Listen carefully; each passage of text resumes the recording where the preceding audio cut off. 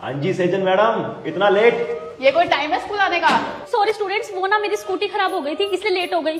एक तो इन टीचर्स के बहाने खत्म नहीं होते। हम पागल है तो यहाँ आके बैठ जाते हैं आप लोगों के लिए। चलो पढ़ाओ अब।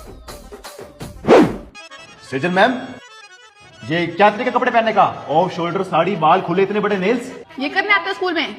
सॉरी बेटा सॉरी। सॉरी, कल अपने बच्चों को लेकर आना स्कूल में। हाँ। SCM है। SCM मतलब? तू बताओ इनको। Student children meeting. इतना इतना नहीं भी नहीं पता? पता नहीं करने क्या आती है स्कूल में। सेजन मैम, ये टेस्ट आपने चेक किया है ना? हाँ हाँ। काउंट करो कितने नंबर बनते हैं। 3 मार्क्स आउट ऑफ 80। और आपने दिए कितने हैं? 25 मार्क्स आउट ऑफ 80। क्यों? ऐसे आप ज्यादा मार्क्स देके मुझे पास कर दोगे तो मैं आगे कैसे पढ़ूंगा? जल्दी मार्क्स कम करो और मुझे फेल करो। हाँ करती हूँ। चल भाई, ऐसे मैं बार बार पास होता रहूंगा तो मेरे को शाबाशी मिलेगी घर से, ऊपर से इज्जत तो बन जाएगी क्लास में। मेरे को क्या, मैं तो फेल हूँ। तेरा सही है यार।